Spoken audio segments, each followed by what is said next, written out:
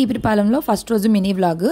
So morning లెగడమే అనవసరంగా ఉయ్యాలు కట్టమని చెప్పా. ఇంకంతే ఉయ్యాలు కట్టడమే మొదలు. ఇంక ఉయ్యాలకి కూర్చున్నాడు. ఇక లగేజ్ సర్దుకున్న అమ్మకి పీస్ తెచ్చిచ్చా. ఇంకా ఆ రోజు జున్ను కూడా వచ్చింది ఇంటికి. ఇక్కడైతే జున్ను పాలు బాగా దొరుకుతాయి కదా. ఈ ఉయ్యాల నుండి దిగితే ఒట్టు ఇక ఊపి మా వల్ల కాక తాడు కూడా కట్టుకున్నాం. దిగమంటే ఏడుస్తున్నాడు. ఇక ఉయ్యాలు పాడైందంటే అప్పుడు దిగి స్వింగ కారెక్కాడు. అమ్మ ఈరోజు వెరైటీగా మునక్కాయ పప్పు చేసింది. దానిలోకి కాంబినేషన్గా ఆమ్లెట్ వేసింది.